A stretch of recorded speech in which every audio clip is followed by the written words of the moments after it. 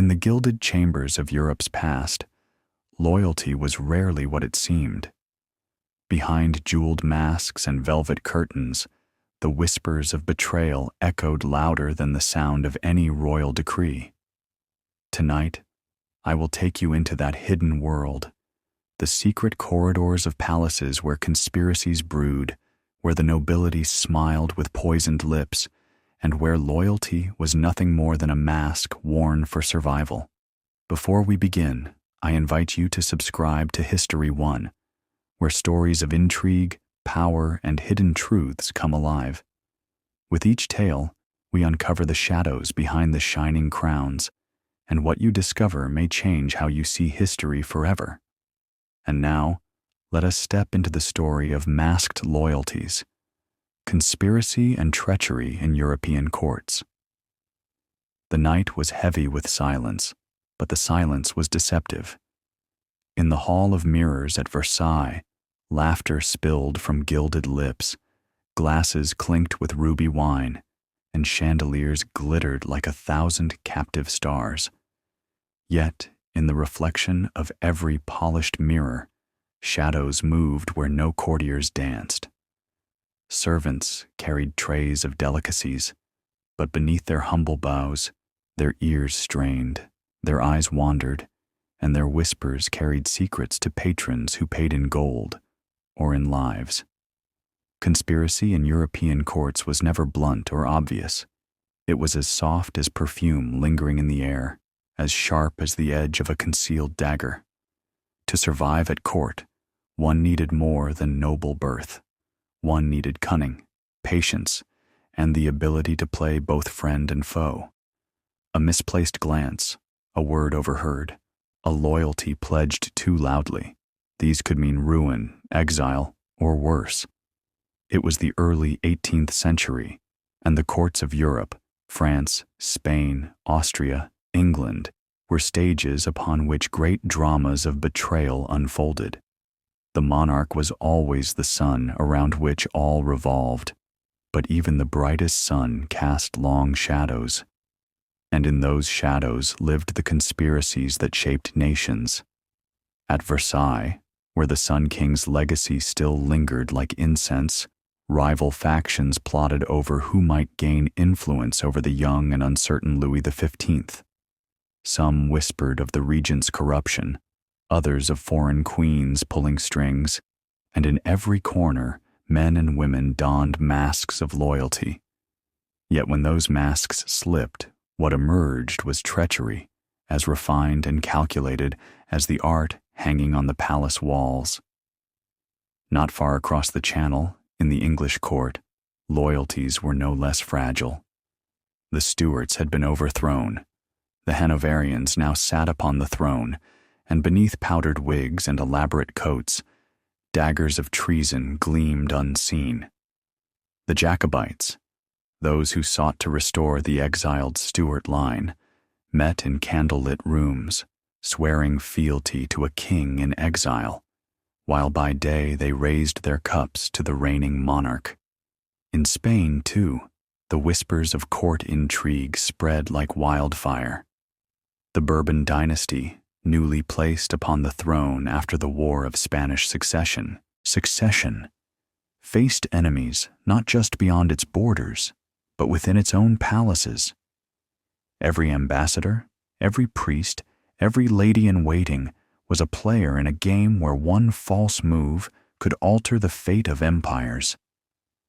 And in Austria, under the watchful gaze of the Habsburgs, marriages were alliances, and alliances were traps. Every banquet was a chessboard, every smile a gambit. Behind the great painted portraits of emperors and empresses, the ink of secret letters dried, the ink of betrayal, sometimes signed with a lover's hand. The nobility of Europe understood one truth above all: survival required deception. Families rose and fell not by virtue, but by intrigue. Treachery was not the exception, it was the rule. And so begins our journey into the veiled world of masked loyalties, where courts were both magnificent theaters and deadly arenas.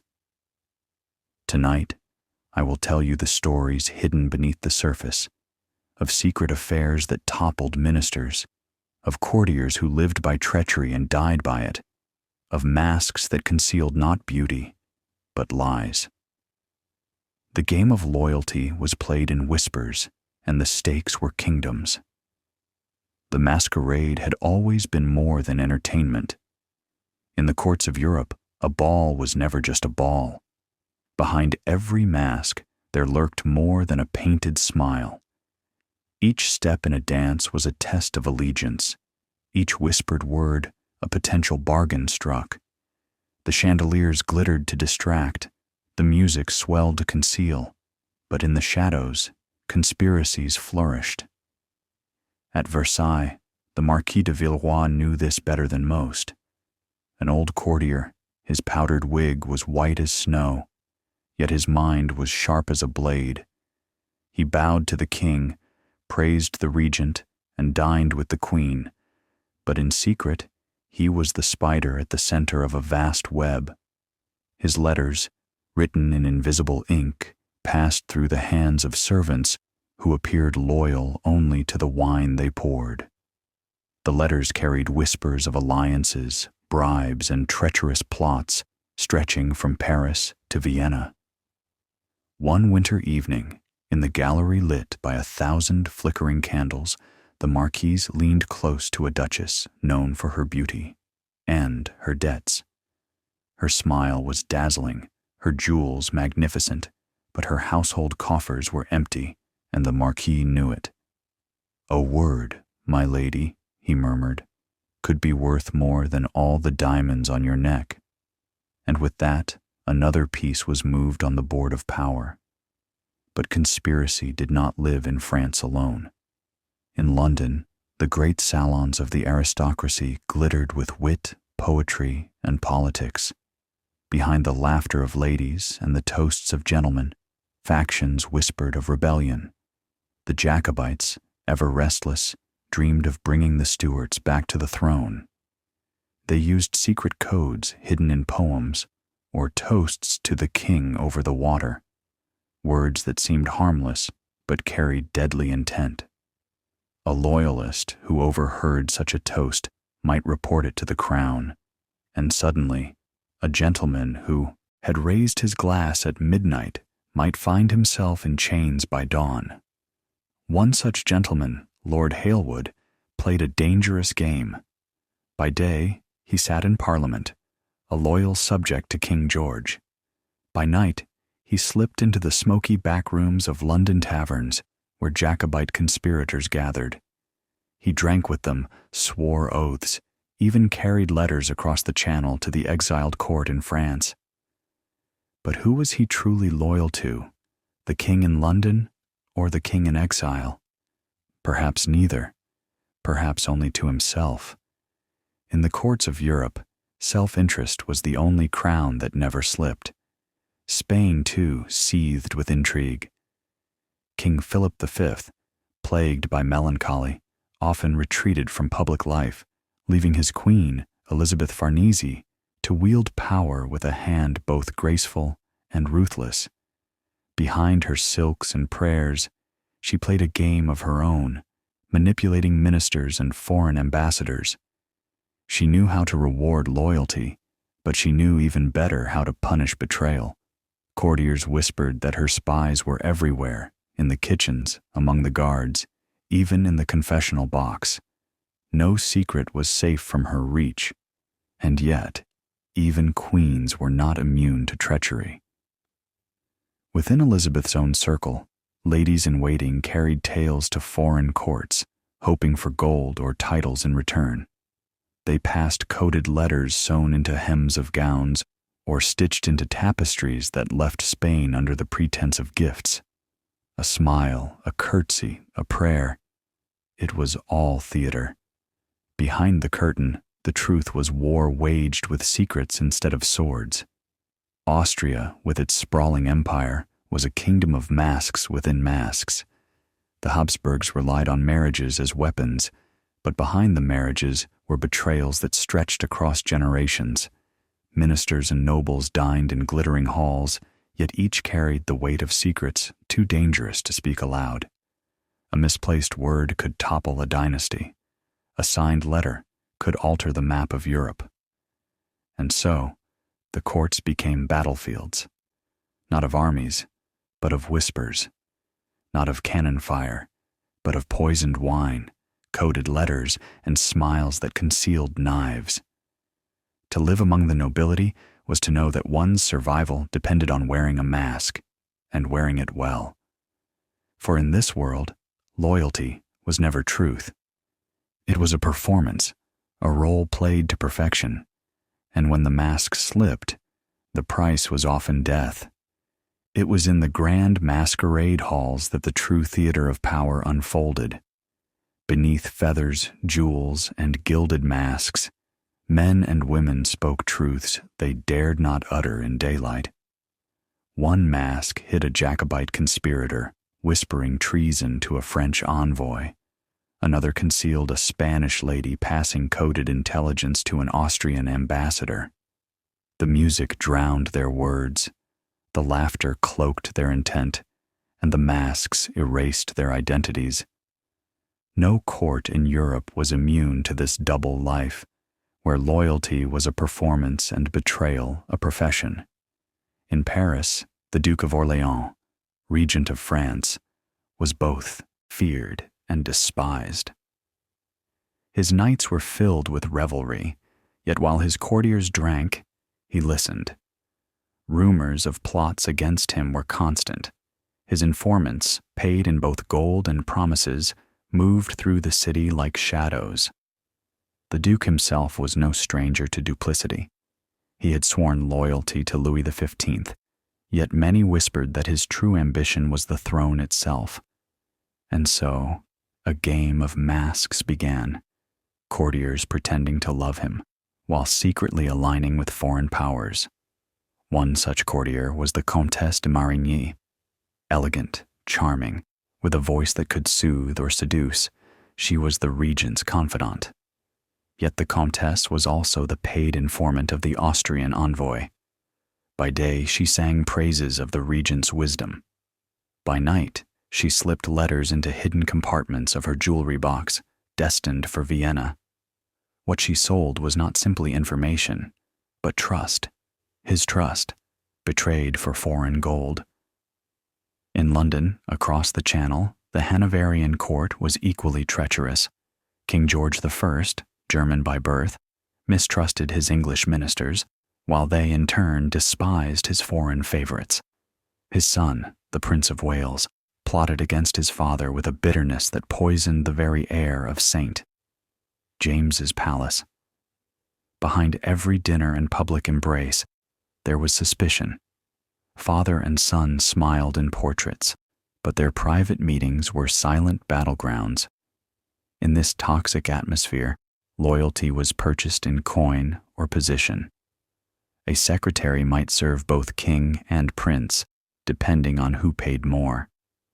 A maid might pass along secrets overheard in bedchambers. A nobleman might raise a toast to George I at supper, and to James Stuart, the king over the water, at midnight in a candlelit tavern. The Jacobite cause thrived on such divided loyalties, turning London itself into a nest of spies and informers. Meanwhile, in Madrid, Queen Elizabeth Farnese continued her ruthless dance of intrigue. Her ambition was boundless. She dreamed not merely of securing Spain's throne, but of expanding her family's dominion across Europe. Every marriage she arranged for her children was a weapon.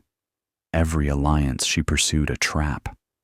Those who opposed her often found themselves disgraced, exiled, or quietly eliminated. Yet her enemies multiplied all the same, for in a court of masks, one could never truly know friend from foe. Even the clergy, sworn to God, were caught in this web. Priests became couriers, confessors became spies. A whispered secret in the confessional might end not in absolution, but in betrayal. Faith itself was often used as another mask, a veil behind which treachery could flourish undetected, and in Vienna, the Habsburgs sat upon their ancient throne, bound by alliances but threatened by deception. Ministers plotted in candlelit chambers, sending coded letters in Latin phrases that seemed innocent to the untrained eye. Courtiers presented gifts, clocks, tapestries, exotic birds, yet within these tokens were hidden compartments carrying messages of conspiracy. Even the most glittering banquet was never free of suspicion. The nobility of Europe lived in a constant masquerade. To trust was to be weak. To speak openly was to invite ruin. And so each man and woman became an actor upon a stage of velvet and marble. Masks of loyalty concealed faces of treachery. Friendships were bargains, love affairs were weapons, and loyalty, true loyalty, was rarer than the purest diamond. But the greatest danger of all was not the conspiracies themselves, but the illusion that one could control them. For once a mask was worn too long, it became impossible to know where the mask ended and the true face began. And when that happened, even kings and queens were left wondering who among them was truly loyal and who waited for the moment to strike. The winter wind outside the palaces of Europe howled like a warning, but inside the gilded walls, the true storm raged in whispers. Conspiracies were never confined to private chambers. They seeped into every ritual of courtly life. At the hunt, a noble might fall from his horse, his saddle sabotaged by unseen hands. At the banquet, a cup of wine might be poured a little too generously, its taste slightly bitter. Even the music of the court masked secrets, for harpsichordists and violinists were often spies in disguise, listening as their melodies softened the voices of the powerful. At Versailles, the young Louis XV learned early that even his guardians were not to be trusted. The regent, the Duke of Orléans, played tutor and protector, yet courtiers whispered he sought the throne. His ministers swore loyalty, yet their letters to foreign courts said otherwise. The boy king grew into a man who trusted almost no one. And who could blame him? His meals were tasted by servants, his chambers swept for hidden notes, and even the courtiers who knelt at his feet might be plotting to see him replaced. The throne of France was gilded, but it was also a trap. In London, the Jacobite cause still simmered like embers in a dying fire, flaring to life when least expected. The conspirators were masters of disguise.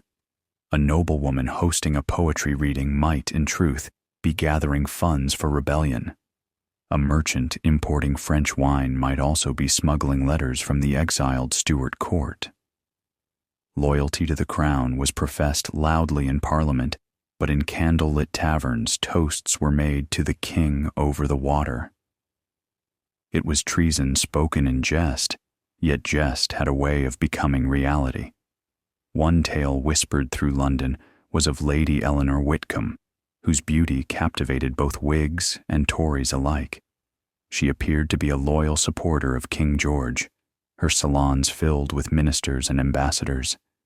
Yet beneath her velvet gowns, stitched into the very linings, were secret dispatches to the Stuart pretender.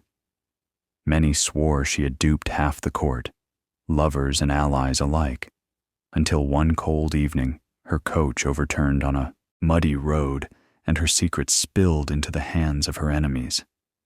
Whether she was executed, quietly imprisoned, or simply vanished has never been certain.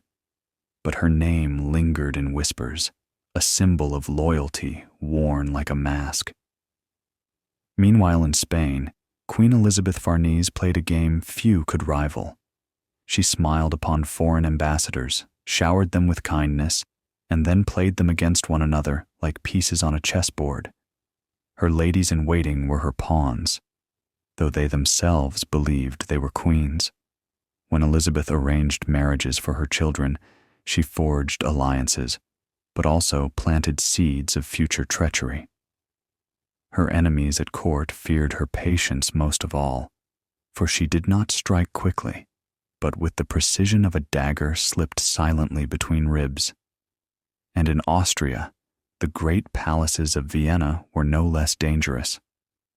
The Habsburgs believed themselves masters of intrigue, yet their own court was riddled with spies. Every visiting noble, every servant, every guest might be a foreign agent. To survive in Vienna was to master discretion, for even walls were said to have ears. Ministers scribbled coded notes hidden in musical scores, while lovers exchanged secrets with every embrace. Loyalty to the emperor was expected, yet loyalty to one's own survival often won. The deeper one looks into Europe's courts, the clearer a truth emerges. Treachery was not a crime of the few, but a condition of power itself. Nobility survived not by sincerity, but by deception. The mask of loyalty was not an occasional disguise, it was the very face of court life. And yet, there were those who believed they could outplay the game. Some rose, others fell, but all were ensnared in the same web.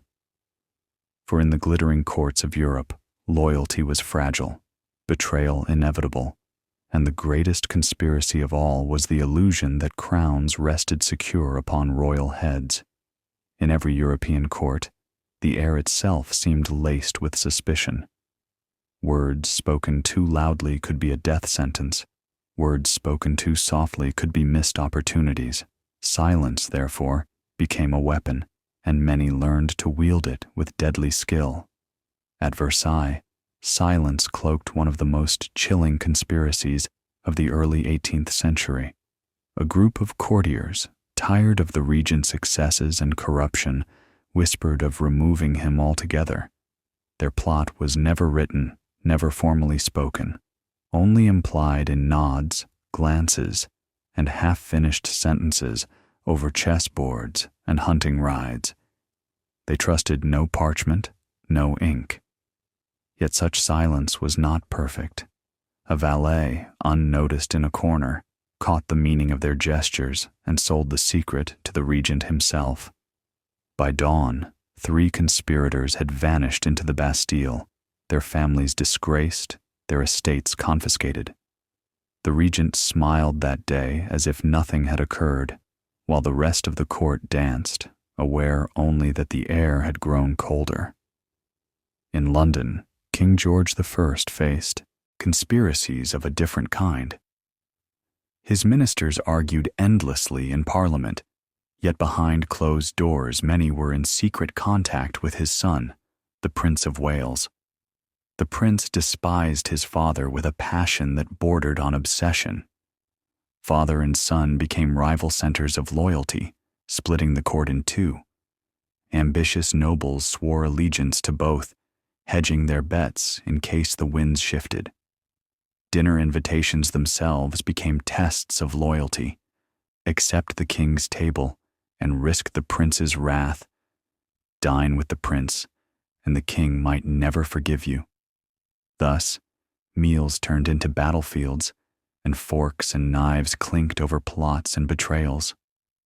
One evening, the Earl of Stanhope, loyal to George I, found himself seated next to a Jacobite sympathizer at a banquet. The conversation was polite, but every word was weighed like gold. The Jacobite spoke of storms over the Channel. The Earl countered with clear skies in Hanover. Each understood the other perfectly, though nothing explicit was said. Such was the language of conspiracy, metaphor, suggestion, never admission. Spain, under Queen Elizabeth Farnese, cultivated even darker silences. She often hosted private suppers where a select few were invited. At these gatherings, words were measured like jewels.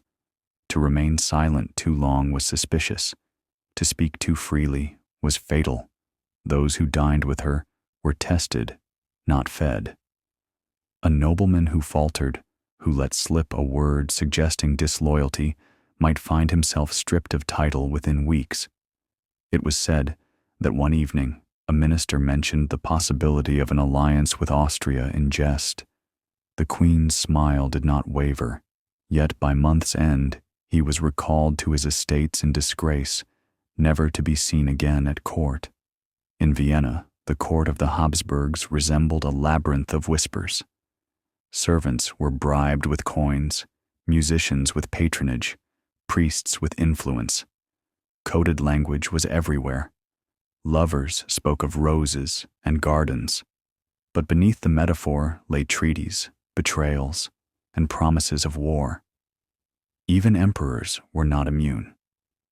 Charles VI trusted few, yet his court swarmed with foreign agents disguised as scholars, merchants, or entertainers. Each sought one thing: knowledge of the emperor's plans for succession. For his only heir was a daughter, Maria Theresa, and Europe's courts buzzed like hornets, eager to decide her fate before she had even grown. In this world, masks were no longer mere disguises worn at balls. They were necessities of life. Every smile was a mask, every gesture a concealment. Nobility wore their loyalty like clothing, something to be changed according to the season. But in a game where every hand was hidden, the greatest danger was not betrayal from an enemy, but betrayal from a friend. And in the palaces of Europe, even friends were chosen with suspicion. Thus, the stage was set.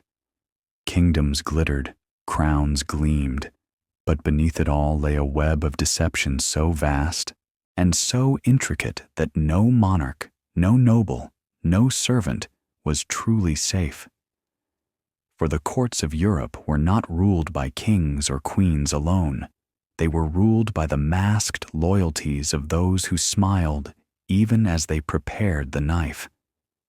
The deeper one descended into the labyrinth of European courts, the more one realized that treachery was not an occasional sin, but the very lifeblood of nobility. A crown might gleam in the sunlight, but it was forged from whispers, bargains, and betrayals. At Versailles, loyalty was tested not only in politics, but in love. Affairs at court were rarely matters of passion alone. They were strategies, weapons, tools of influence. A duchess might offer her heart to a minister, but what she truly gave was access to her husband's secrets. A prince might take a mistress not for desire, but for the alliance her family could offer. Beds became councils, and kisses became treaties. And yet, within this game, some forgot the line between loyalty to their sovereign and loyalty to their own ambitions. One such story tells of the Marquis de Sarlat, a handsome nobleman whose charm made him a favorite of the ladies. His affair with a high-ranking duchess gave him influence at Versailles that far exceeded his modest estate. He whispered into her ear, she whispered to her husband, and soon the Marquis found himself in possession of knowledge that should never have left the king's council. But what began as playful intrigue grew darker. The Marquis sold these secrets to English envoys, wrapped in letters of love. For years, his deception thrived, until the Duchess, betrayed in turn by his infidelity, exposed him. Within a week, he was gone from court. Some said he fled. Others swore he was quietly poisoned. At Versailles, both explanations were equally plausible. In London, the same mixture of love and politics corrupted the air. The Prince of Wales, estranged from his father, surrounded himself with a circle of nobles who hated George I.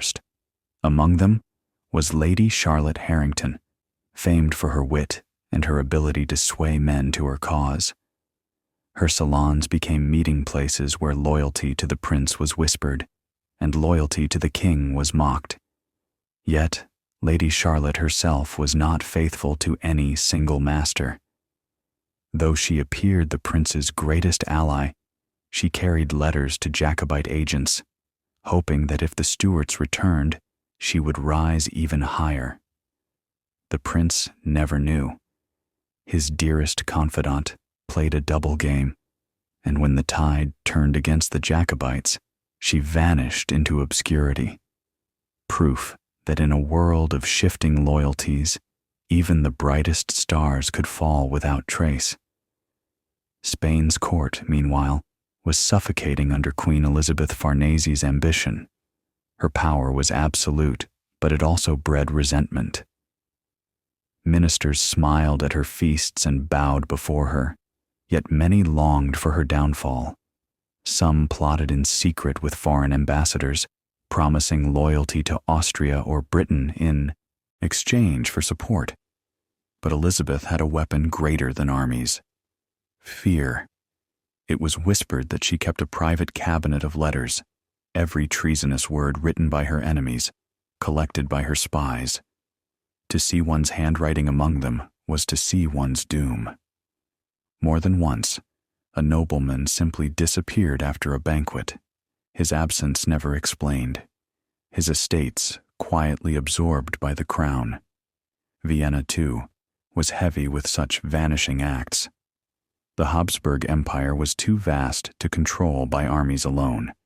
It was controlled by silence. The emperor's ministers trusted no one, not even each other. In the Hofburg Palace, secret passages connected chambers so that whispers could travel where soldiers could not. Servants disappeared into those corridors, carrying trays that bore not wine, but sealed letters.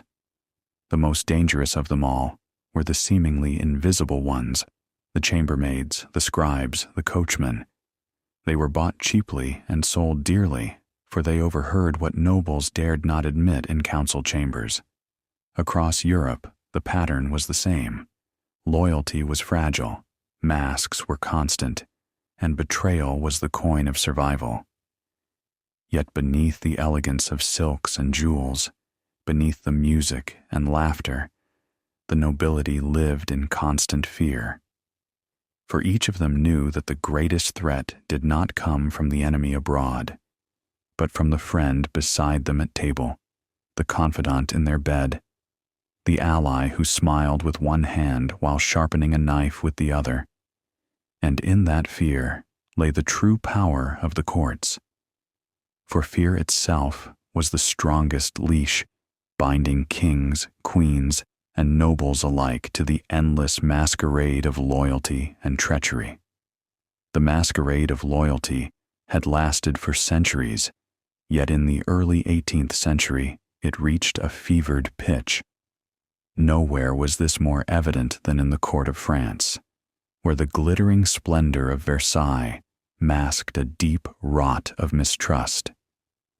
Ministers bowed low before the king, yet many kept a second set of loyalties, one for their sovereign and another for themselves. The case of the Chevalier de Rohan was whispered in corridors long after his fall. Handsome, ambitious, and endlessly charming, Rohan enjoyed the favor of many at court. But ambition outpaced wisdom.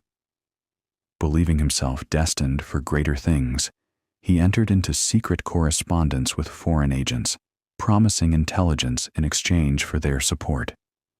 To his mind, he was not betraying his king, but positioning himself for the inevitable shifts of power that always came in France. What he failed to grasp was that his every move was being watched. The lettres de cachet, instruments of royal will, fell upon him swiftly. In one night, he went from honored guest at Versailles to prisoner in the Bastille.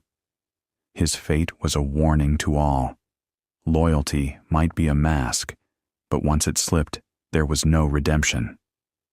Across the Channel, intrigue between George I and his son continued to poison the English court. Their feud split the nobility into two factions, each claiming the mantle of loyalty. The Prince of Wales, desperate to assert his independence, surrounded himself with advisors who whispered that his father's foreign ties weakened England. In smoky chambers, he plotted his own ascendancy.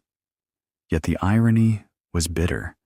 His closest advisor, Lord Drayton, secretly passed every detail of these conspiracies back to the king, The prince embraced him as a brother, while the king rewarded him as a spy.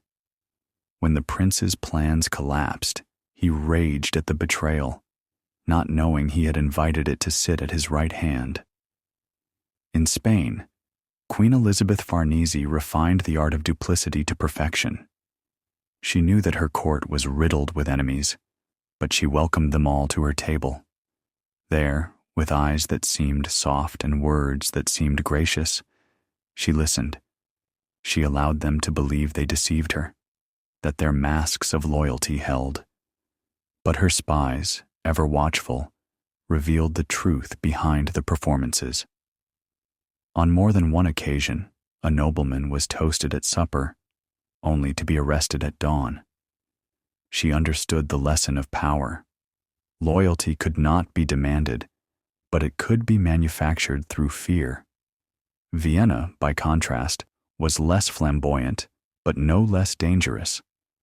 The Habsburgs lived surrounded by maps and treaties, forever balancing the vast territories under their rule.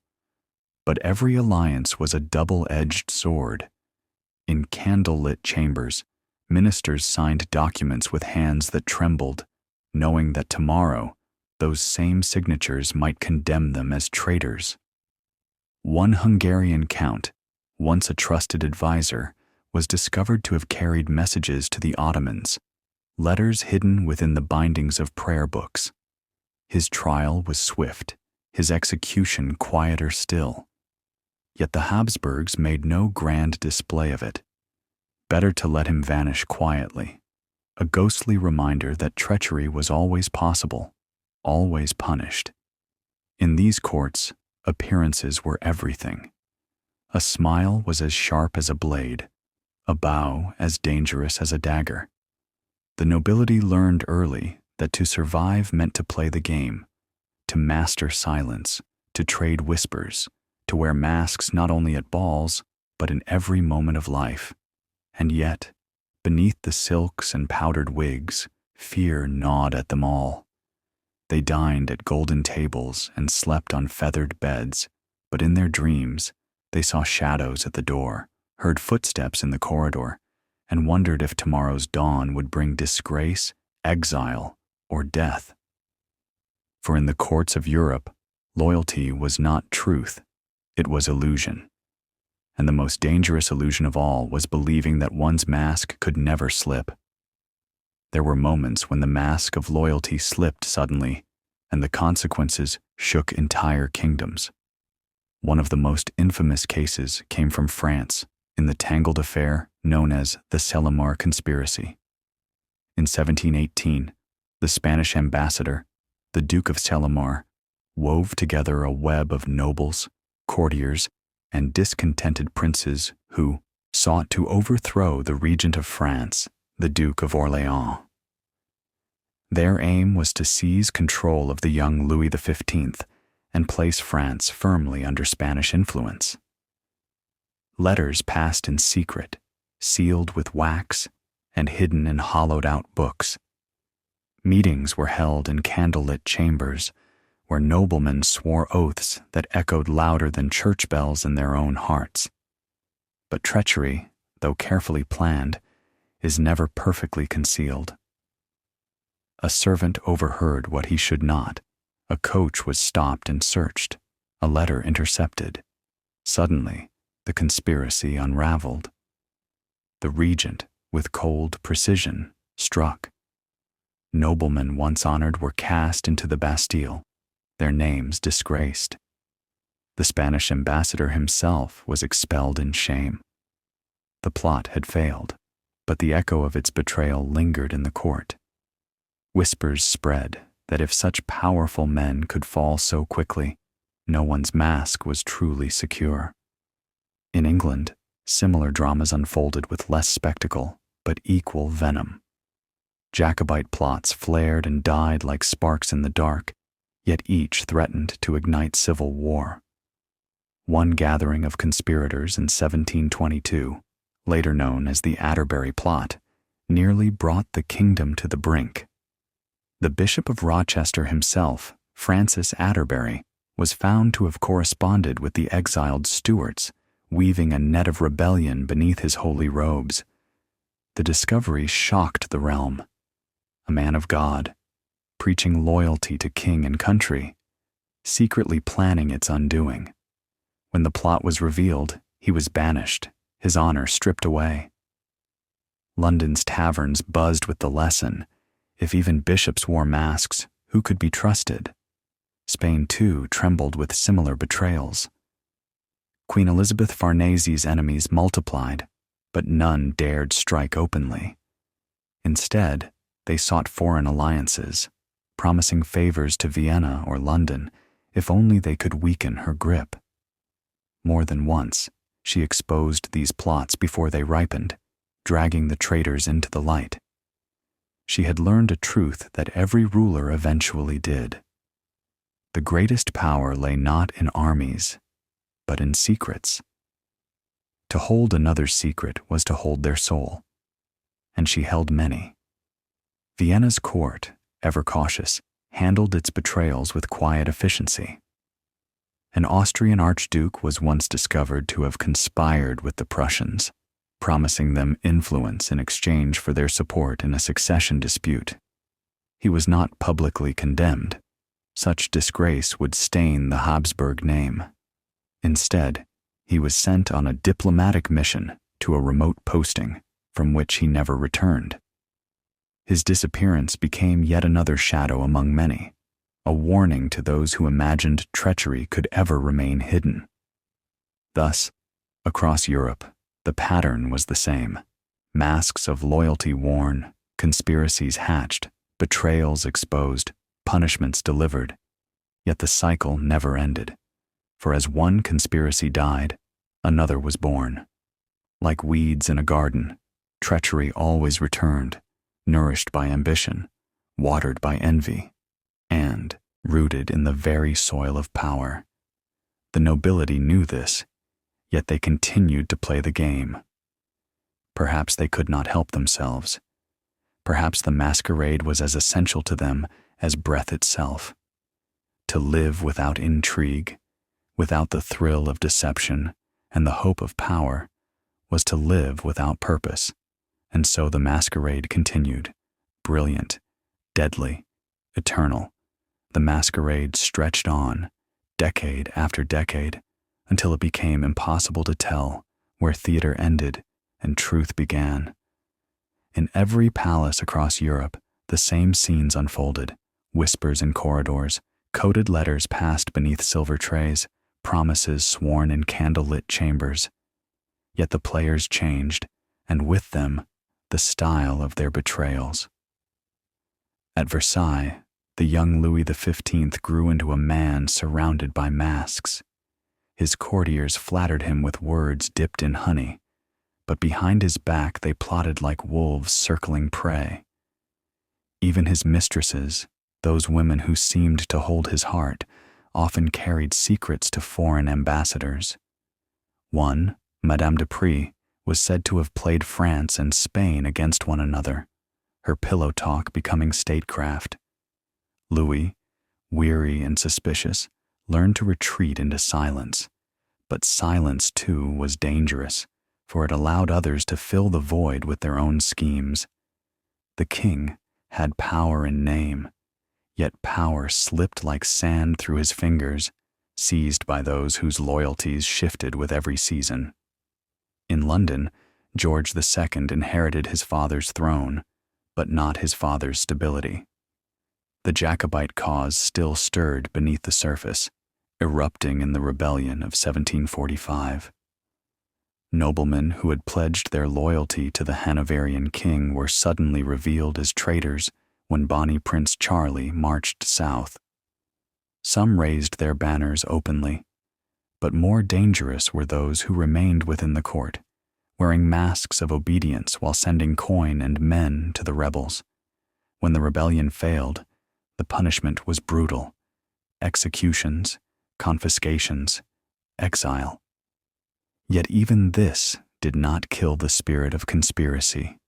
For each traitor executed, another swore vengeance. Spain's court grew ever more tangled as Elizabeth Farnese sought to carve out kingdoms for her children. Her strategies were brilliant, but her enemies never rested. Whispers of poisonings filled the corridors, goblets carefully tested before every sip, food tasted by trembling servants. One ambassador reported that he had never seen a queen so adored in public, yet so despised in private. And still, she endured, her mask of regal serenity never slipping, even as daggers seemed to press against her back at every step. In Austria, the rise of Maria Theresa tested loyalty like never before. A woman upon the Habsburg throne was a scandal to many, and rivals both inside and outside her empire sought to strip her of power. Ministers who once smiled at her father's table now questioned her openly, their masks of loyalty cracking under the weight of ambition. Yet Maria Theresa proved more formidable than they expected. She uncovered conspiracies, silenced traitors, and forced even her enemies to bow. But the scars remained. She never forgot how quickly courtiers who kissed her hand could in the same breath plan her ruin. The nobility of Europe, in every kingdom, shared the same fate, to live in a perpetual masquerade. They danced in gilded halls while their thoughts lingered on treason. They toasted kings and queens while plotting their downfall. They wore masks so long that many forgot the faces beneath. And still, the game went on. For the true power of the courts was not in crowns or armies, but in secrets, and secrets, once possessed, were weapons deadlier than any blade. Thus, in every palace, behind every jeweled mask, the same question whispered: who is truly loyal, and who waits in silence for the moment to strike? The further one peers into the shadows of Europe's courts, the clearer a single truth emerges. Betrayal was not the exception, but the expectation. It was written into the very rhythm of palace life, as constant as the tolling of bells or the rustle of silk gowns in endless corridors. At Versailles, the king's guards were said to be incorruptible, sworn by oath to defend their monarch unto death. And yet, history records more than one instance where those same guards sold secrets for gold. A simple shift of patrol routes, a whispered detail of the king's movements, such information could alter the balance of power in France.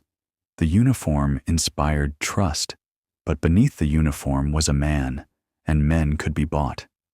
In England, the cycle of mistrust deepened after the Jacobite rising of 1745. Even as George II celebrated victory, he walked among courtiers whose loyalties were painted smiles at best. Whole families had split in two, brothers fighting for different kings, fathers disowning sons, wives secretly sending coin to rebels while their husbands toasted Hanoverian triumphs. Londoners told stories of noble houses where portraits of George II and Bonnie Prince Charlie hung in the same gallery, a silent testimony to the dual loyalties that tore England apart. Spain's intrigues grew darker still. As Elizabeth Farnese aged, her grip on court politics loosened, yet her reputation as a schemer lingered like perfume long after the wearer had left the room. Her rivals wasted no time. Plots against her sons, whispered alliances to prevent Bourbon dominance, and schemes to fracture Spain's influence filled the air. Every nobleman claimed loyalty to the Spanish crown, but in truth, their eyes looked outward, to Vienna, to London, to Paris, seeking foreign favor to strengthen their own position. Spain was not merely a kingdom of masks, it was a kingdom of mirrors, each reflecting a different truth, none of them whole. And in Vienna, Maria Theresa faced conspiracies not just from nobles, but from those she considered family. Cousins, uncles, distant relations, each with their own claim, their own ambition, tested her rule. She wore her crown with dignity, but her throne rested on quicksand. Her reign became a constant balancing act, punishing betrayal without sparking rebellion, rewarding loyalty without creating rivals too powerful to contain. Many admired her, but few were truly loyal, for loyalty in those days was never absolute. It was a bargain, struck in whispers, subject to change when fortune shifted. It was not only kings and queens who suffered from this endless dance of treachery. Courtiers themselves lived in terror. A misplaced word at supper, an incautious glance during a procession, even a poorly chosen gift could be twisted into evidence of disloyalty.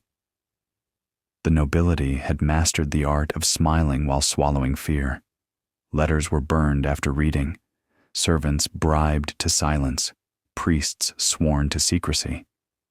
Yet secrets always found their way into the wrong hands. What is most remarkable is not the number of betrayals, but how few were ever fully uncovered. For every Cellamare Conspiracy or Atterbury plot revealed to the world, a dozen more schemes lived and died in shadows, known only to the players and their victims. History remembers the grand betrayals, the ones that rattled thrones, but the everyday treacheries, the countless masks of loyalty worn and discarded, those remain ghosts haunting the palaces of Europe. And so the masquerade endured. Kings reigned, queens ruled, noblemen schemed, but all lived under the same truth. Loyalty was a mask. Some wore it gracefully, others clumsily, but none dared remove it. For to live without a mask in the courts of Europe was to invite ruin. The question that lingers, even now, is this: were these men and women actors trapped in their own play? Or had the masquerade become their only reality? Did they ever truly know who they were beneath the mask? The mask, once adopted, became second nature. Nobles who spent their lives weaving lies often discovered they no longer recognized truth, even in themselves. The boundaries blurred. Loyalty, love, faith, treachery, everything was a costume to be worn when convenient, discarded when it no longer served. In France, Louis XV himself fell prey to this endless theater. He longed for loyal friends, yet those who came closest were often the most dangerous. Ministers courted his favor by day and undermined him by night. Even the women of his famous Parc aux Cerfs, chosen for beauty and amusement, were sometimes instruments of foreign plots. One young woman, celebrated for her innocence, was later discovered to have carried letters to England sewn into the hems of her dresses. For Louis, pleasure was rarely free from poison. In England, the Hanoverian dynasty continued to battle shadows. Even after Jacobite rebellions were crushed, suspicions lingered. Every Catholic nobleman, no matter how outwardly loyal, was regarded as a potential traitor. Households were watched, letters intercepted, conversations overheard. Some innocents suffered for no crime but their ancestry. Yet others, wearing the mask of obedience, quietly fed information to exiles abroad, hoping one day the Stuarts would return. The dynasty endured, but at the cost of trust, for trust was a currency the Hanoverian kings could never afford to spend. Spain, torn between ambition and decline, was perhaps the most poisoned of all. Court painters immortalized noble faces in oil, their expressions serene, their gazes noble. But behind the painted eyes lay greed, fear, and betrayal. A duke might commission his portrait in the morning and sign a treasonous letter by evening. The same hand that rested proudly on a sword in a painting might deliver a bribe to a foreign envoy in reality. Art concealed what politics revealed, a court bound together not by loyalty, but by performance. In Austria, Maria Theresa learned the cruelest lesson of monarchy. Even victories carried betrayal in their shadow. When she rallied her subjects to defend her throne during the War of Austrian Succession, thousands swore loyalty. They cheered her courage, kissed her hand, declared her their rightful ruler. Yet the moment the war ended, many of those same voices whispered against her, plotting to limit her power, to elevate rivals, to undo the very crown they had once defended. She ruled with wisdom, but also with scars, knowing that gratitude in courts was fleeting, and loyalty even more so. The common people, looking up at these dazzling courts, often imagined nobility as secure, their lives wrapped in luxury and power. But in truth, nobles lived in prisons of their own making. Every banquet was a test, every smile a gamble, every word a weapon that could be turned against them. They lived in constant fear of losing favor, fear of exposure, fear of betrayal by friend, lover, or kin. Their palaces glittered, but the glitter was a thin shell overwrought, and still the masquerade endured, because to abandon it was unthinkable. To live without masks was to live without power, and in Europe's courts, power was life itself. Better to live in deceit than to perish in honesty. Better to wear the mask so long that it fused with the flesh than to stand naked and vulnerable before the knives of ambition.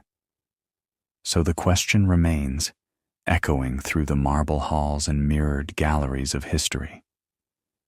Was there ever such a thing as true loyalty in the courts of Europe? Or were all loyalties merely masks, fragile, glittering, and false?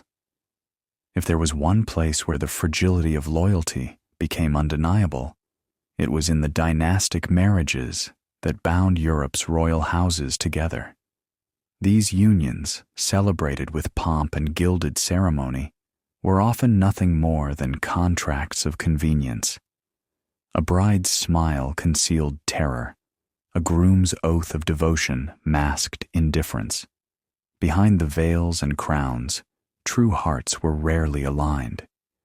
In France, when Marie Antoinette arrived from Austria, she was paraded as the symbol of unity between Bourbon and Habsburg. Yet, from the moment she stepped into Versailles, she became the target of venomous whispers. Courtiers smiled in her presence, bowed low before her, but in the salons beyond her sight they mocked her accent, her manners, even her clothing. Every misstep, every laugh too loud, every gesture too foreign was seized upon as proof that she was an outsider. Worse still, many of those who flattered her most, ladies-in-waiting, supposed confidants, were spies, carrying her secrets back to rival factions. She played the role of queen, but she lived inside a theater where betrayal was the script. In England, dynastic unions were no safer. The marriage of George III to Charlotte of Mecklenburg-Strelitz was a bond meant to stabilize alliances. Yet even their household, outwardly pious and devoted, swirled with schemes. Courtiers aligned themselves with either the king or queen, turning their private lives into a battlefield of influence. Servants were bribed to reveal whispers from within the royal bedchamber. Letters between husband and wife were sometimes intercepted before they ever reached their hands. In such an atmosphere, loyalty was fragile even within marriage. If a king and queen could not be safe from intrigue, who could? Spain's unions, too, carried poison in their chalices. Princesses sent abroad to marry foreign princes often found themselves pawns abandoned in hostile courts. Some, longing for home, secretly corresponded with Spain, sending political secrets hidden in letters written as though to family. Others, embittered, turned against their homeland, becoming informants for their new rulers. A royal wedding was meant to seal alliances, but more often it created new channels of espionage. The veil hid not love, but treachery waiting to bloom. In Vienna, Maria Theresa knew this all too well. She sent her daughters into marriages across Europe, each one a political instrument rather than a cherished child. To Parma, to Naples, to France, they went, carrying with them both loyalty to their mother and the seeds of inevitable betrayal. For once in foreign courts, their allegiance was tested, reshaped, and often broken. The most famous of them, Marie Antoinette, would learn the cruelty of this masquerade when her crown was torn away by revolution. The irony of it all was that while kings and queens demanded loyalty from their nobles, they rarely offered it themselves. Monarchs abandoned allies the moment they became liabilities. They sacrificed trusted ministers to placate rivals. They shifted policies not for principle, but for advantage. The sovereign's mask was no less deceptive than that of the courtier. Power demanded it. Power allowed no room for sentiment. And so, from London to Paris, from Madrid to Vienna, the masquerade continued. Banquets glittered, orchestras played, jewels sparkled under candlelight. But beneath the music, one could always hear the quieter sound, the rustle of betrayal, the whisper of secrets, the muffled echo of daggers sliding from their sheaths. For in Europe's courts, loyalty was never a gift freely given. It was a mask painted with gold and shadow, worn only so long as it served ambition. And behind every mask waited a face prepared, when the time was right, to betray. The deeper one digs into these stories, the more apparent it becomes that Europe's nobility lived in a constant state of performance, where even their private lives were staged for the theater of power. There were no true confidants, no bonds untouched by suspicion. Even the intimacy of family could not shield against the bite of treachery. Take, for instance, the rivalry of brothers. In France, the tension between Louis XIV and his younger brother, Philippe, Duke of Orléans, was the subject of endless gossip. Outwardly, the Sun King favored Philippe with titles and wealth, yet the king also kept him under watch, fearing the ambition simmering behind his brother's polite smile. Later, Philippe's descendants would carry that suspicion forward, conspiring during regencies and crises, forever reminding France that kinship was no barrier to betrayal.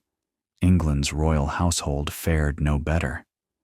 The bitter quarrels between George II and his son, Frederick, Prince of Wales, became notorious across Europe. Father and son waged a cold war of slander and intrigue, each surrounding himself with rival factions.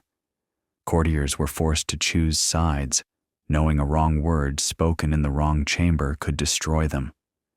Loyalty was tested not only to king or prince, but to the very bloodline itself. Some whispered that England was cursed to see its monarchs at war with their heirs, a curse born not of fate, but of ambition. Spain's history, too, drips with the venom of family betrayal. Charles II, the last of the Habsburg line, grew up in a court where every relative plotted for his crown, knowing his health was fragile and his heirs unlikely. His childhood was a theater of poison, some literal, much of it political. Cousins, uncles, even his own mother wore masks of loyalty while bargaining with foreign powers to determine who would inherit Spain. By the time of his death, the kingdom had already been divided in whispers. His throne was less an inheritance than a carcass picked clean by vultures. Austria, with its sprawling dynasty, turned family into a battlefield. Maria Theresa trusted few outside her immediate circle, and for good reason. Cousins maneuvered for advantage, nieces and nephews aligned with rival courts, and every marriage agreement opened a new vein of potential betrayal. To be born a Habsburg was to inherit suspicion as much as wealth. And yet, even as betrayal flourished, the theater of loyalty never stopped. Families dined together under chandeliers, exchanging gifts and pleasantries, while plotting one another's downfall. Brothers embraced while imagining each other's crowns on their own brows. Mothers kissed their daughters goodbye, sending them into marriages that might one day undo the realm. The tragedy is not only in the treachery itself, but in what it revealed, that love, kinship, friendship, all the bonds most sacred to common people, were luxuries the nobility could rarely afford. To them, every bond was currency, every affection a potential liability, every promise a tool. Their world demanded masks because to reveal the face beneath was to invite ruin. This was the hidden secret of Europe's nobility. Not only that they lived among plots and conspiracies, but that they no longer knew how to live without them. Treachery had become the air they breathed, loyalty a costume so rarely genuine that even history struggles to find it. And yet, behind all the masks, one haunting truth lingered. When the masquerade finally ended, when thrones fell, crowns shattered, dynasties crumbled, it was not the armies of commoners alone that brought them down. It was the betrayals within, the whispered conspiracies of their own kind, the treachery of masked loyalties that hollowed out their power until the glittering palaces were nothing but shells. By the late 18th century, the masquerade began to fray. For centuries, kings and nobles had managed to keep their masks in place, their secrets safely tucked behind gilded walls. But the weight of deception, compounded by the hunger of the people outside the palaces, grew too heavy to bear. The hidden treacheries of courts did not stay hidden forever. They rotted the foundations until the walls themselves began to crack. In France, the fall was the most dramatic. Versailles, once the very heart of European splendor, became a stage where masks slipped in full view of the world. The Queen, Marie Antoinette, daughter of Maria Theresa, was perhaps the most tragic figure of all. She had been raised in Vienna's careful discipline, taught that every gesture and word was part of a performance of power. Yet in France, her performance became a trap. Courtiers flattered her, betrayed her, then turned against her with venom. Some who had once sworn loyalty testified against her in the revolutionary trials. Even her closest attendants abandoned her when the tide shifted. She had lived her life surrounded by masks, and in her final days, she learned that none had ever been real. England's monarchy endured, but not without scars. The madness of George III exposed the fragility of the crown. Ministers who had pledged loyalty to the king quietly maneuvered to seize power during his illness. His own son, the Prince of Wales, schemed openly to replace him as regent long before Parliament authorized it. Once more, the pattern revealed itself. Loyalty lasted only until ambition found an opening. Spain, fractured by dynastic wars and weakened by endless intrigue, saw its nobility torn apart. Conspiracies no longer whispered only in palaces. They echoed through provinces and colonies, feeding revolution abroad. The nobility, so practiced in deception, found themselves undone by the very art they had mastered. The people no longer trusted them, for centuries of masked loyalty had revealed itself as betrayal of an entire nation. Austria fought desperately to hold its empire together. Maria Theresa's son, Joseph II, faced noble resistance at every turn. Even reforms meant to strengthen the realm were sabotaged by courtiers who valued privilege over loyalty. The empire survived for a time, but the fractures within its nobility grew ever wider. When Napoleon rose, many Austrian nobles betrayed their emperor, seeking favor with the conqueror rather than risk their fortunes. In all these courts, the same truth revealed itself. The grand masquerade of loyalty had always been temporary. Masks could dazzle for decades, but they could not withstand the storm of history.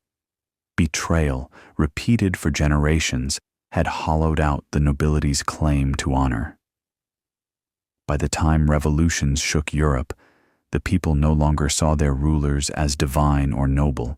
They saw them as actors who had played their parts too long, until the theater itself collapsed.